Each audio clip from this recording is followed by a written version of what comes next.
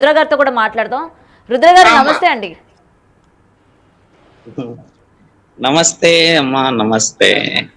రుద్ర గారు మీరు ఫైట్ చేస్తూ ఉన్నారు, మొత్తానికి లాస్ట్ కి ఎండింగ్ కి వచ్చింది అని అనుకుంటున్న టైంలోని శ్రీనివాస్ ఒక వీడియో రిలీజ్ చేయడం జరిగింది, ఆత్మార్పణ చేసుకుంటాను అని చెప్పి. మీరు చూసే ఉంటారు. ఆ విషయం విన్నాము. బాలకృష్ణ గారికి కృతజ్ఞతలు.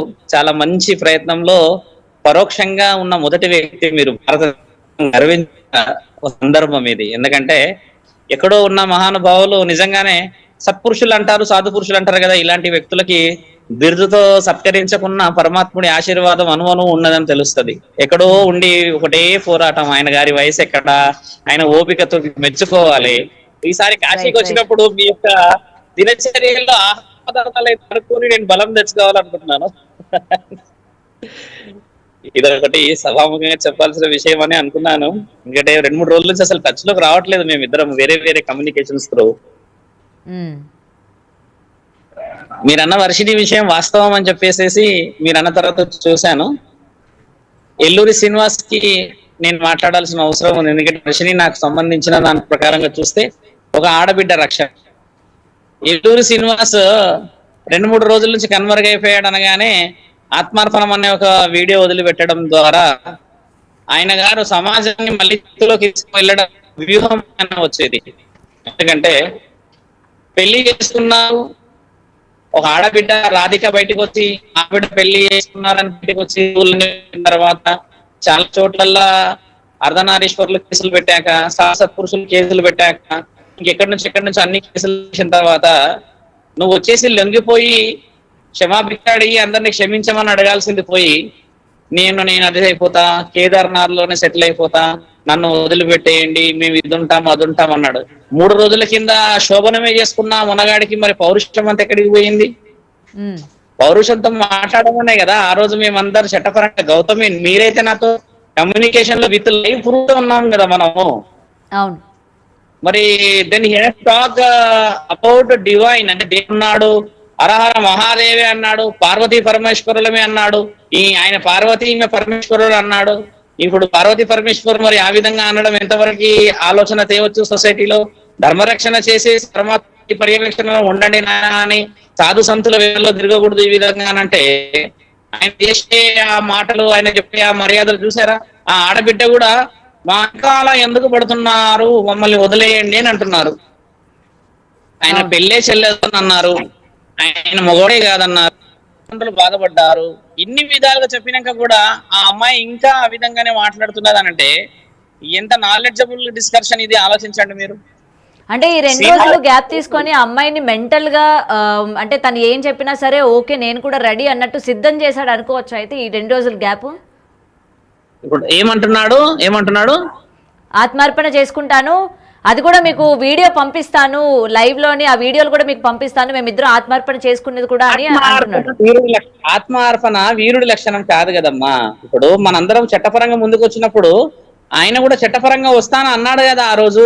ప్రూఫ్స్ తో పాటు వస్తా అన్నా, ఆధార్ కార్డులు తెస్తా అన్నా, ఇంకేదో కార్డులు తెస్తానన్నాడు, ఇంకేదో ఇస్తా అన్నాడు, ఇవన్నీ ఇస్తానన్నాడు కదా. మరి ఆ పౌరుషత్వం ఏది అని అడుగుతున్నా. ఇప్పుడు ఆత్మార్పణం అనగానే ఇప్పుడు 2 తెలుగు రాష్ట్రాల్లో ఉన్న ప్రజలంతా నిన్న మొన్నటి నుంచి ఎన్నో బాధలు వ్యక్తపరిచిన వాళ్ళు ఇప్పుడు ఈయన ఈ మాట వదిలినాక ఇంకా బాధ వ్యక్తపరుస్తున్నారు వాళ్ళు, ఈయన మళ్ళీ మొదలు పెట్టిండు అని. ఇప్పుడు నేను కొన్ని శివరుద్ర సాధు, అక్కడ బాలకృష్ణ గారు ఇద్దరే మాట్లాడతలేరు కదమ్మా. మిగతా వాళ్ళందరూ కూడా ఏమంటున్నారు, ఈ కొత్త నాటకం మొదలు పెట్టిరు అని చెప్పేసి ఛానల్ ఇప్పుడు కామెంట్లు వస్తున్నాయి కదా, కింద చూస్తున్నాం కదా మనందరం. అవును అవును. వాళ్ళు చెప్పుతున్న విషయం కూడా మీరు ఆలోచించండి. ఏంటంటే ఉత్తరాఖండ్ కేదార్నాథ్ దగ్గర ఉంటున్నా అని అంటున్నాడు, సెటిల్ అయిపోతున్నా అని అంటున్నాడు.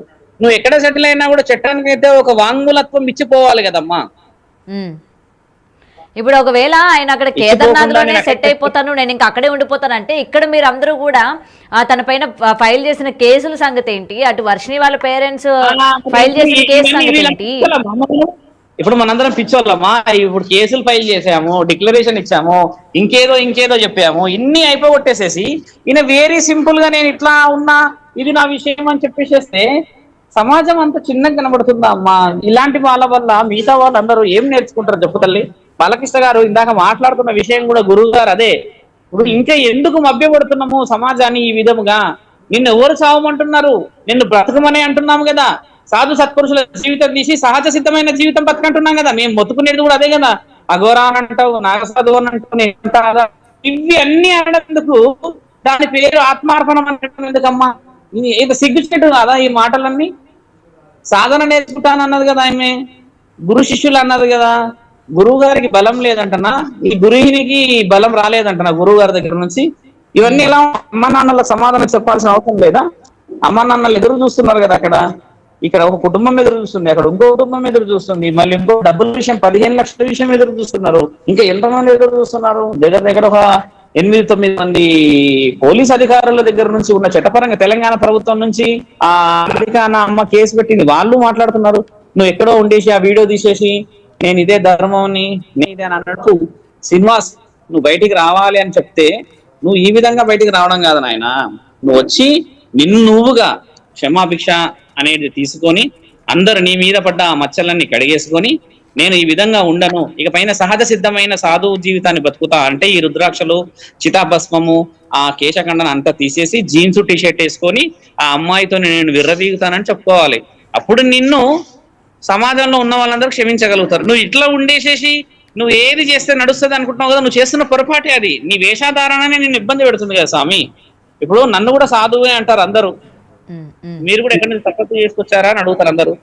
సమాజ సిద్ధమైన సాధువులము సహజ సిద్ధమైన జీవితం అని చెప్పుకోవడం యాక్సెప్ట్ చేస్తారు. ఇప్పుడు నేను ఎక్కడ చెప్పిన హిమాలయాల్లో 14 సంవత్సరాలు ఒంటికాలంగా నిలబడొచ్చానని అలా చెప్పినుంటే ఇప్పుడు నేను ఏమనిగా నిజ నిజాలు మొదటి నుంచి చెప్పుకుని ఉంటే ఈ రోజు ఆ పరిస్థితి రాకపోయేది కదా. కాబట్టి వ్యక్తి వాళ్ళకి పెద్ద థ్యాంక్స్ ఏం చెప్పాలని అంటే, మొత్తానికి 3 రోజులలో వీడియో ఒకటి రిలీజ్ చేయించారు. శ్రీనివాస్ ఎటు పోయిండో శోభనం మాత్రం బయటకు రాలేడు అనుకున్నాడు నేను. Okay, so Balakrishna